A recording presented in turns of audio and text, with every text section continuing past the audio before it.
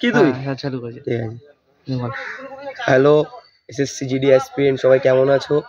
আশা করছি সবাই ভালো আছো। তো আমাদের 2023-এর এসএসসি জিডির অ্যান্সার কি দিয়ে দিয়েছে, তো সবাই আশা করি নাম্বার পেয়েছো মোটামুটি।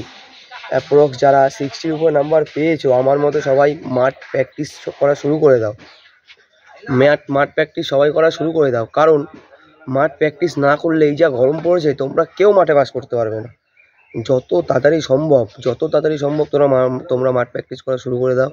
তো 60-এর উপর যাদের নাম্বার আছে, আমি জেনারেল কাস্ট বলছি না, 60-এর উপর যারা নাম্বার রয়েছে তারা সবাই ফিজিক্যালের জন্য শুরু করে যাও, নিয়ে রেডি হয়ে যাও। 5 কিলোমিটারটা কিন্তু মুখের কথা না, সবার জন্য বলছি, 5 কিলোমিটারটা কিন্তু মুখের কথা না। আর জেনারেলদের জন্য তোমরা যারা 70 পেয়েছো, তোমরা মাঠের জন্য ভালোভাবে তৈরি হয়ে নাও। আর এসসি এসটি ওবিসি ইডাব্লিউএস যারা রয়েছো, তারা 60 নাম্বার পেয়েছো, র মার্ক অ্যান্সার কি দেখে মিলিয়েছো তো 60 যারা পেয়েছো 60, তো তারা রেডি হও ফিজিক্যালের জন্য। তোমাদের হাতে একটা সুবর্ণ সুযোগ রয়েছে। মা বাবার দিকে তাকিয়ে তোমরা মাঠের জন্য অন্ততপক্ষে তৈরি হও। একটা বার চেষ্টা করো।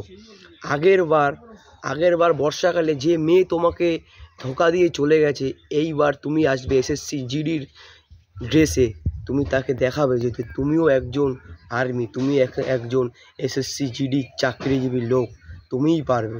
তো আমি তোমাদের সবাইকে বলছি, যারা 60-র ওপর নাম্বার পেয়েছো, ভাই আর বসে থেকো না, এবার নিজেকে দেখাও, নিজেকে তৈরি করো, সবার সামনে তুলে ধরো যে তুমিও একজন এসএসসি জিডি ক্যান্ডিডেট। এই বলে আমি আমার ভিডিও শেষ করলাম।